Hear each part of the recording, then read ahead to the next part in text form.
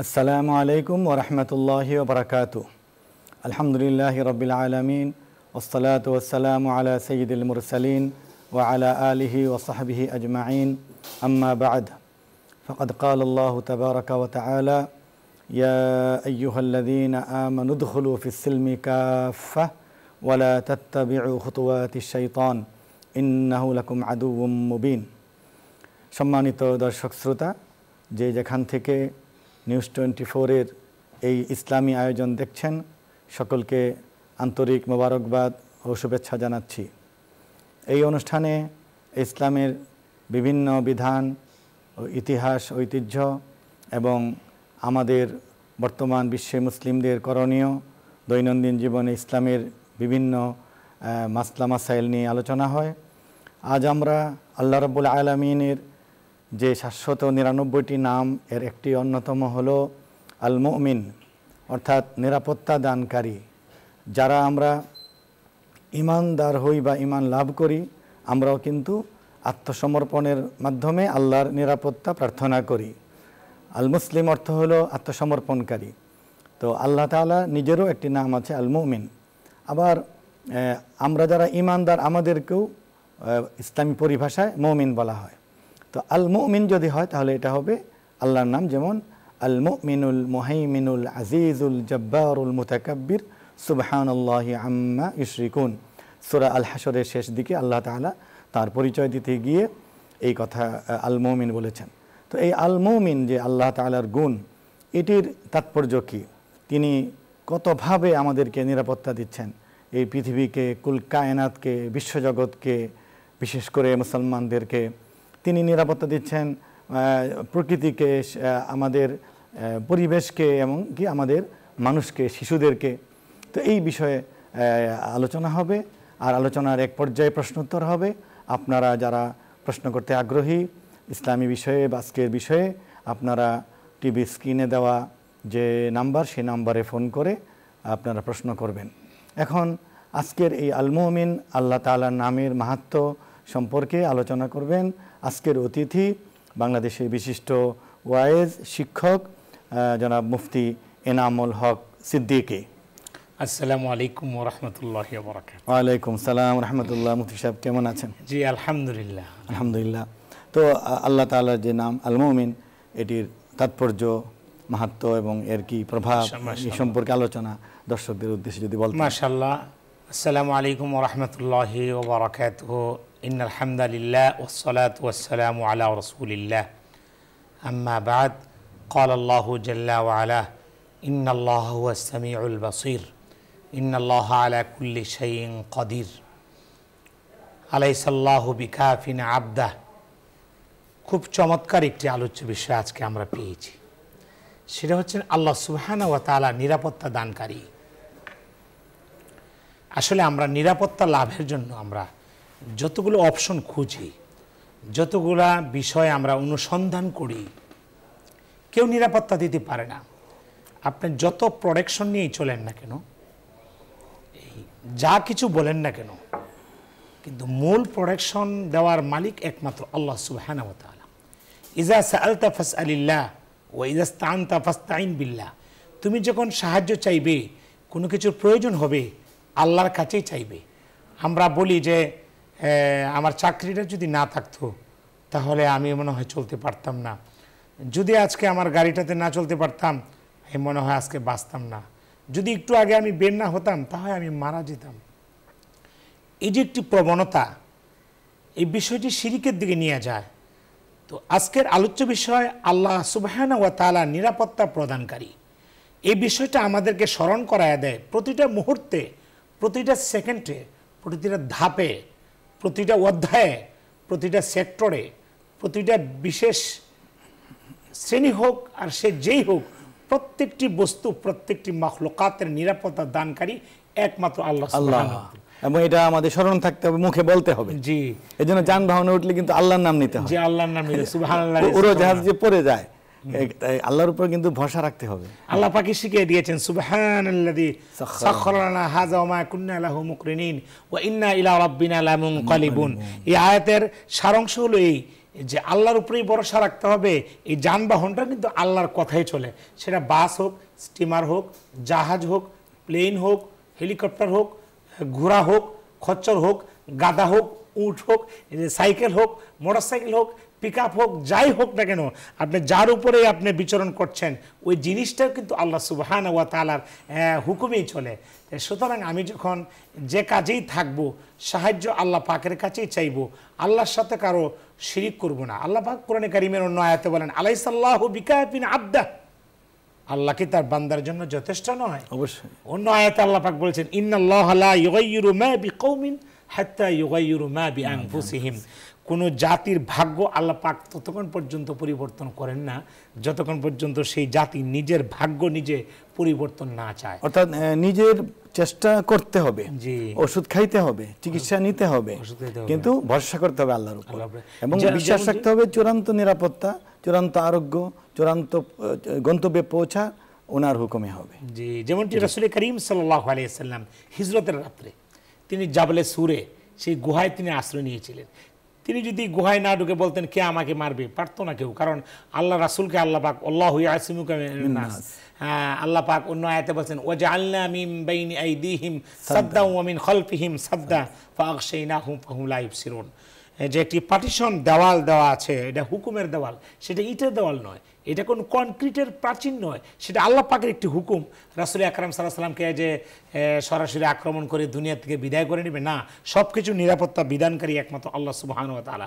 তো কাজেই এই ঘটনা দ্বারা হিজরতের রাত্রে রাসূল করিম সাল্লাল্লাহু আলাইহি সাল্লাম যে আশ্রয় নিয়েছিলেন জাবলে সুরে, এখান থেকে আমরা এটা শিক্ষা নিতে পারি যে আমরা আল্লাহ সুবহানাহু ওয়া তাআলার উপর ইয়াকিন রেখে, বিশ্বাস রেখে আমরা আমাদের চেষ্টাটুকু করে যেতে হবে, চেষ্টা করতে হবে, চেষ্টা করতে মানে একটা অবলম্বন নিতে হবে, আশ্রয় নিতে হবে, কখনো আত্মগোপন করতে হবে, আরো যদি আমরা গুহায় ঢুকতে হবে, বাংকারে ঢুকতে হবে, এবং নিরাপত্তা ব্যবস্থা, ক্ষেপণাস্ত্র, অস্ত্র এগুলি থাকতে হবে। শুধু খালি দোয়ার মাধ্যমে হবে না, বিবাহ না করে শুধু দোয়া করলাম সন্তান হবে না। আল্লাহ সুবহানাহু ওয়া তাআলা আদম আলাইহিস সালাম, হাওয়া আলাইহিস সালামকে বাবা মা ছাড়া বানাইছেন, তার মানে আল্লাহর শক্তি আল্লাহ বুঝিয়েছেন যে আল্লাহ ইচ্ছা করলে মা বাবার প্রয়োজন নাই, স্বামী স্ত্রীর প্রয়োজন নাই, এমনি বানাইতে পারেন।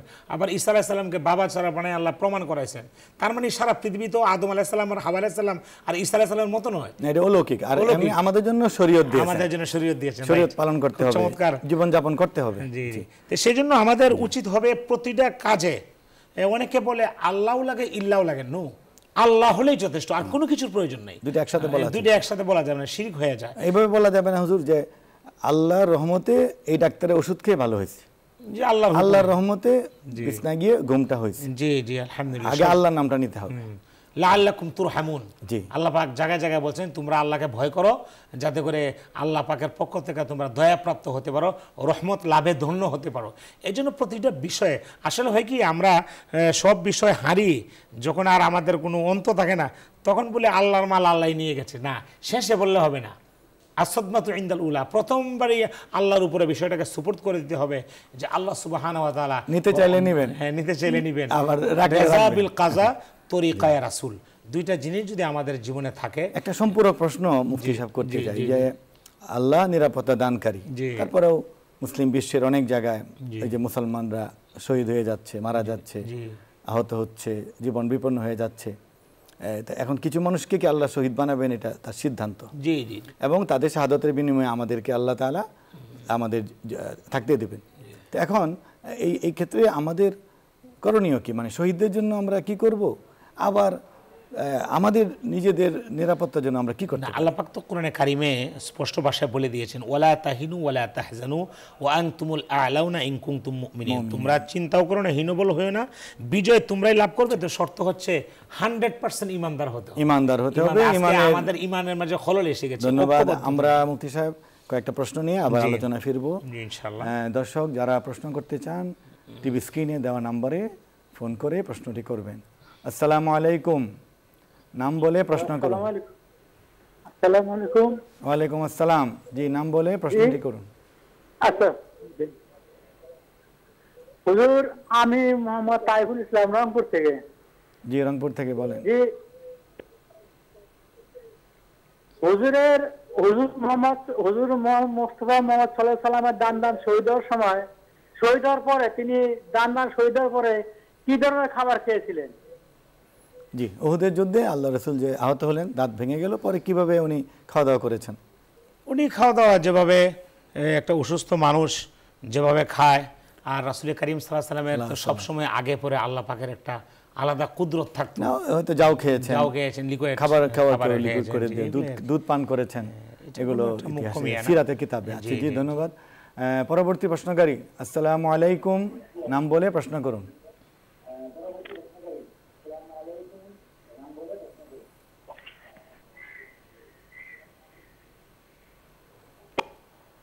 জি, আসসালামু আলাইকুম, প্রশ্ন করুন।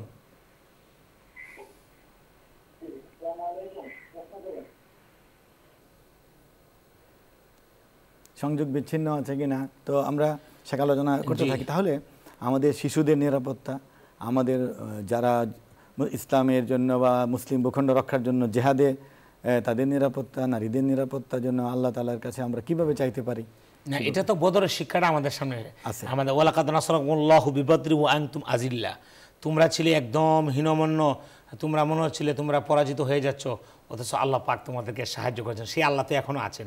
এখনও যদি সকল মুসলিম ঐক্যবদ্ধ হয়ে আল্লাহর দিকে রুজহান হয়, নিরাপত্তা প্রদানকারী অস্ত্র নয়, বোমা নয়, ক্ষেপণাস্ত্র নয়, কোনো কিছুই নয়, আমার আল্লাহ যদি আমার সহায়ক হন, কালিমায়ে তাওহীদের একাত্মবাদের ঘোষণা যদি আমার অন্তরে বদ্ধমূল থাকে, আমি যদি নিপীড়িত নির্যাতিত মানুষের জন্য এগিয়ে আসি, যেটা কোরআনে বলছে, ওয়ামা লাকুম লা তুকাতিলুনা ফি সাবিলিল্লাহ ওয়াল মুস্তাদআফিনা মিনার রিজাল ওয়ান নিসাই ওয়াল বিলদান আল্লাযীনা ইয়াকুলুনা রাব্বানা আখরিজনা মিন হাযিহিল ক্বরিয়াতি যালিমি আহলুহা ওয়াজআল লানা মিন লাদুনকা ওয়ালিয়্যা ওয়াজআল লানা মিন লাদুনকা নাসীরা। আমরা কিন্তু এই আয়াতের মেজদাক, এখন এই আয়াতের ব্যবহারই আমাদের করতে হবে। আমার তো মনে হয় যদি আপনি আয়াতের অর্থটা বলতেন। জি, আমার তো মনে হয় এই আয়াতটা বর্তমান সময়ের জন্যই নাজিল হয়েছে, বিশেষ করে ফিলিস্তিনি মুসলমান কিভাবে নির্যাতিত, মুসলমানদের প্রথম কিবলা আজকে রক্তাক্ত, এই যে তারা নিপীড়িত নির্যাতিত, মুস্তাদআফিন, আল্লাহ বলছে তোমাদের কি হলো,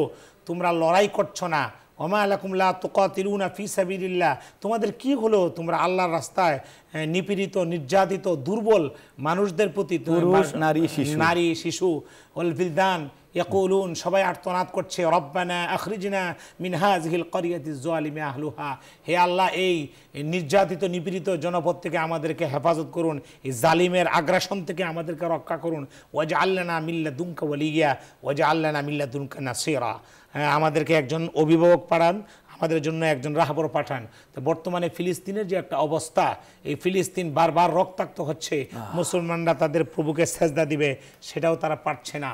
আজকে মুসলমান আর্তনাদ করছে, শিশু শহীদ হচ্ছে, নারী শহীদ হচ্ছে, আর আমরা তাকায় তাকায় দেখছি। আল মুমিনু কারাজুলিন ওয়াহিদিন ইনিস্তাকা আর আস্তাহু ইস্তাকা কুল্লাহু, গোটা পৃথিবীর মুসলমান একটা মানব দেহের মতো। যদি তাই আমরা বুঝতাম, তাহলে আজকে আমাদের এই উপলব্ধি, একের বিপদে অন্য ঝাঁপিয়ে পড়তে হবে, এই শিক্ষা। আমরা একটু প্রশ্ন নিয়ে আবার আসবো ইনশাআল্লাহ। আসসালামু আলাইকুম, দর্শক নাম বলে প্রশ্ন করুন। মোহাম্মদ মুশাররফ হোসেন। জি, মুশাররফ সাহেব বলেন। আমি বলতে চাচ্ছিলাম, স্ত্রী যদি রাগ করে স্বামীকে ছেড়ে দেওয়া হয়, একটা লাগবে, হ্যাঁ, স্বামীকে ছেড়ে দেওয়া হয়, জি, পরবর্তীতে ওই স্ত্রী ক্ষমা চেয়ে নেয়, তাহলে কি বসবাস করতে পারবে? আসলে এখানে তালাক বিষয়টা যেহেতু এটা মুফতিয়ানে কেরাম এবং আদালত সম্মিলিতভাবে করতে হয়, এই জন্য আমরা এইভাবে দর্শক বা আপনার একটি বক্তব্য শুনে ফতোয়া দেই না। তবে সংক্ষেপে এটা বলা যায় যে স্ত্রীর আসলে নিজে তালাক দেওয়ার অধিকার নেই।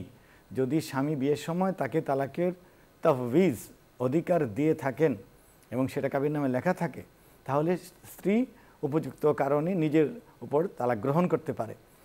তো সেই তালাক গ্রহণের ক্ষেত্রে কি কয়টি নিয়েছে এবং কি করেছে, এটা মানে আলেমদের সামনে গিয়ে বলতে হবে।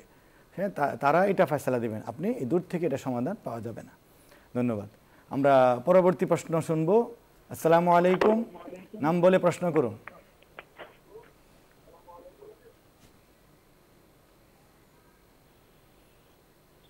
আসসালামু আলাইকুম, যিনি লাইনে আছেন নাম বলে প্রশ্ন করুন। আসসালামু আলাইকুম। ওয়ালাইকুম সালাম, জি বলেন।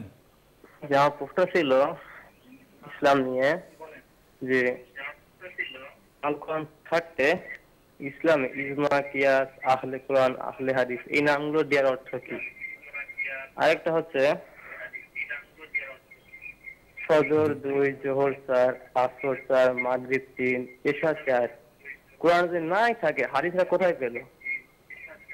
জি, এই দুটি প্রশ্ন আপনার না, শেখ বলবেন? জি জি, মাশাআল্লাহ, খুবই চমৎকার বলছেন আপনি। মানে উনি দুইটা প্রশ্ন করছেন, কোরআন থাকতে আহলে কোরআন, মানে ইসলাম থাকতে আহলে কোরআন এটা নবী বা রাসূল বা কোরআন বলে দেয় নাই, আহলে হাদিস এটা মানুষের মন গড়া, যারা আহলে কোরআন নাম দিয়েছে তারা মন গড়া।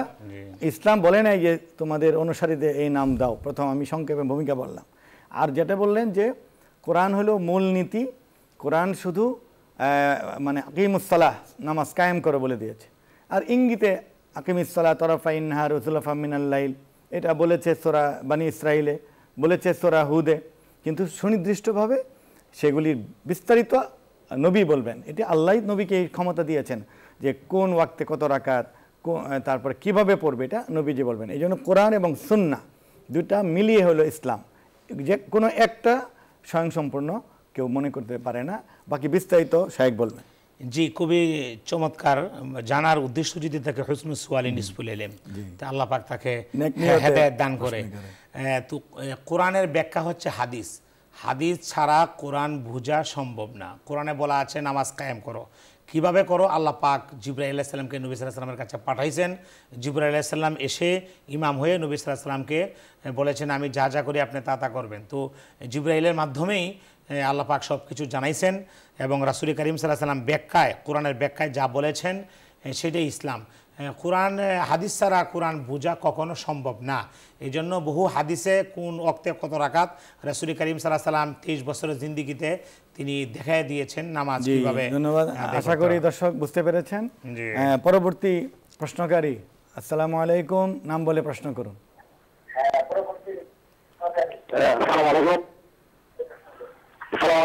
ওয়ালাইকুম আসসালাম, জি না বলুন। এখন পুরো বিশ্বের মধ্যে আজকে মুসলমানরা মার খাচ্ছে, কিন্তু আরবরা ঘুমিয়ে আছে, সেটা একটু জানতে চাই। বুঝতে পেরেছেন? জি জি আচ্ছা, জি যে ভালো প্রশ্নটাই করেছেন যে মুসলমানরা মার খাচ্ছে, আরবরা ঘুমিয়ে আছে। মানে আরবরা ঘুমিয়ে আছে, আসলে ইসলাম তো আরব আর আজম না। যার ইমান আছে সে যদি আফ্রিকাতেও জন্ম নেয়, বাংলাদেশেও জন্ম নেয়, যে কোনো পৃথিবীর প্রান্তে, শ্বেতাঙ্গ হোক কৃষ্ণাঙ্গ হোক, আরব হোক অনারব হোক, সেটা জরুরি না। আরবরাই ইসলাম রক্ষা করবে, আগায় আসবে, সেটাই লক্ষ্য না। লক্ষ্য হচ্ছে ইমান যার মজবুত আছে, ইমানের বলে বলিয়ান হয়ে, ইমানের তেজে তেজিয়ান হয়ে, উদ্দীপ্ত হয়ে সামনে যে এগিয়ে যাবে, সেই ইসলামের ঝান্ডা ধরবে। তো আরবরা যদি এই মুহূর্তে বর্তমান মুসলমান মার খাচ্ছে, আরবরা ঘুমিয়ে আছে, অবশ্যই তাদের আল্লাহর আদালতে জবাব দিতে হবে তাদের। কিন্তু সেই জন্য অন্য মুসলমানরা ঘুমিয়ে থাকবে সেটা না। ওনারা যদি ইসলামের জন্য এগিয়ে না আসে, আল ইসলাম ইয়ালু লা ইউলা, ইসলাম সবসময় বিজয় লাভ করে, ইসলাম কখনো পরাজিত হয় না। সুতরাং আজকে আপনার প্রশ্নের উত্তর হলো যে আরবরা ঘুমিয়ে আছে, এটা তাদের ইমানের দুর্বলতা। সেই জন্য বাকি গোটা বিশ্ব এগিয়ে আসতে হবে, আরবদেরও এগিয়ে আসতে হবে। ইনশাল্লাহ একদিন ইসলাম বিজয়ের পতাকা সারা পৃথিবীতে পৌঁছে যাবে ইনশাআল্লাহ। জি, সুন্দর জবাব হয়েছে, অনেক জামে মানে। তো পরবর্তী দর্শক, আসসালামু আলাইকুম, নাম বলে প্রশ্ন করুন। ওয়ালাইকুম সালাম ওয়া রাহমাতুল্লাহি ওয়া বারাকাতুহু। হুজুর, আমি ধরমপাড়া সুনামগঞ্জ থেকে ইনুস বলছিলাম। জি, সুনামগঞ্জ থেকে। হুজুর, আমাদের নিয়মিত উপস্থাপক ইসলাম আমাদের আমজাদ হোসেন হেলালি সাহেবকে অনেকদিন যাবত দেখছি না। আল্লাহ রাব্বুল আলামিন ওনাকে ভালো রেখেছেন তো? উনি সুস্থ আছেন কি? জি আলহামদুলিল্লাহ, ওনার একটু অসুস্থ হয়েছিলেন, এখন সুস্থ, চিকিৎসা চলছে। আমার দুইটা প্রশ্ন হুজুর, দুইটা প্রশ্ন। প্রথম প্রশ্নটা হলো যে বর্তমান মুসলিম বিশ্বের শাসক গোষ্ঠীদের মধ্যে খোলাফায়ে রাশিদিনদের দ্বীনি আদর্শ না থাকার কারণ কি বলে আপনারা মনে করেন? আর দুই নম্বর প্রশ্ন হলো ইবাদত কাকে বলে? জি জি, ধন্যবাদ। মানে খোলাফায়ে রাশিদের আদর্শ নাই কেন? আদর্শ নাই, একমাত্র কোরআন সুন্নাহ থেকে বিচ্যুত হওয়া, এটাই মূল উদ্দেশ্য। কারণ রাসূল কারীম সাল্লাল্লাহু আলাইহি ওয়াসাল্লাম বলেছেন আলাইকুম বিসুন্নতি ওয়া সুন্নাতিল খুলাফায়ে রাশিদিন আল মাহদিয়িন আদ্দু আলাইহা বিন নাওয়াজিদ ওয়া তামাসসাকু বিহা। তোমরা খোলাফায়ে রাশিদিনদের এবং আমার সুন্নত দুইটাকে তোমরা ধরে রাখো। তো ইমানের দুর্বলতা, বিভিন্ন ভাগাভাগি উপদলে বিভক্ত হওয়াই এর থেকে দূরে সরার অন্যতম কারণ। আরেকটি প্রশ্ন করেছিলাম যে ইবাদত হলো এক কথায় যদি বলা হয় আল ইমতিসাল বি আওয়ামিরিল্লাহ ওয়া ইজতিনাবি আন নাওয়াহি, আল্লাহর আদেশ মানা এবং নিষেধ থেকে বিরত থাকার নামই হচ্ছে আবাদত। আল্লাহ যেটা করতে বলছেন সেটা করা আবাদত, যেটা ইসলাম নিষেধ করেছে সেটা থেকে বিরত থাকাই হচ্ছে আবাদত। আল্লাহর হুকুমের সামনে নিজেকে অবনত রাখা, সেটাই হচ্ছে আবাদত। জি, অনেক সুন্দর জবাব হয়েছে। দর্শকবৃন্দ, আমাদের সময় শেষ, আমরা আর আজ প্রশ্ন নিচ্ছি না, পরবর্তীতে কোনো সুযোগে দেখা হবে। এখন আজকে যে অত্যন্ত গুরুত্বপূর্ণ তাৎপর্যপূর্ণ বিষয় আলোচনা হয়েছে, আমরা যেন আল্লাহ তাআলাকে আমাদের সকল কাজে শুরুতে স্মরণ করি, তার কাছে আমরা রিজিক চাই, নিরাপত্তা চাই, শান্তি চাই, মুক্তি চাই এবং যুদ্ধ অবস্থা থেকে পরিত্রাণ চাই। এটি হলো আজকের শিক্ষা। একজন দর্শক অনেকেই জানতে চাচ্ছেন যে আমাদের নিয়মিত উপস্থাপক শাইখ মুফতি মাওলানা আমজাদ হোসেন হেলালি কেমন আছেন। আমরা জানাচ্ছি উনি একটা ছোট অপারেশন হয়েছে, এখন উনি ভালো আছেন, বাসায় আছেন। পরিপূর্ণ সুস্থ হলে তিনি আবারও আপনাদের মাঝে আসবেন ইসলাম নিয়ে এবং এই অনুষ্ঠান নিয়ে।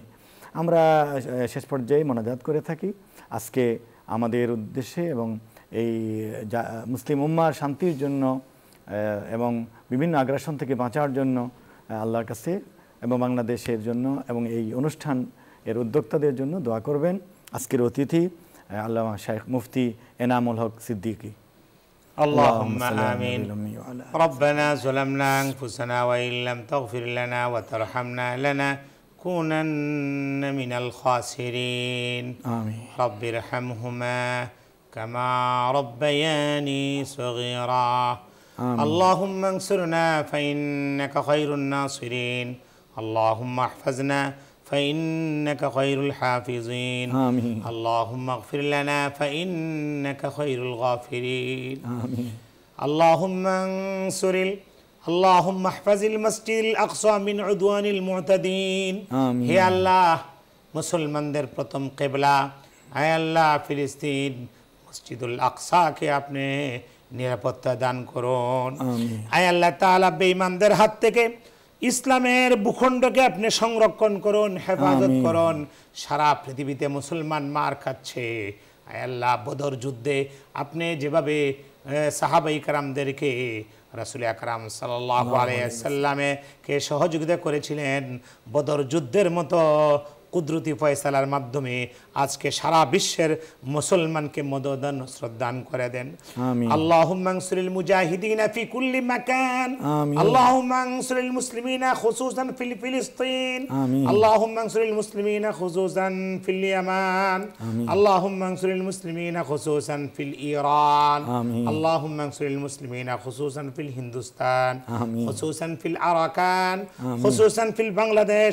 আয় আল্লাহ তাআলা, বিশেষ করে ফিলিস্তিনি মুসলমানকে আপনি সাহায্য করুন, ইরানের মুজাহিদদেরকে আপনি সাহায্য করুন, ইয়ামানের মুসলমানদেরকে আপনি সাহায্য করুন, হিন্দুস্তানের মুসলমানদেরকে আপনি সাহায্য করুন।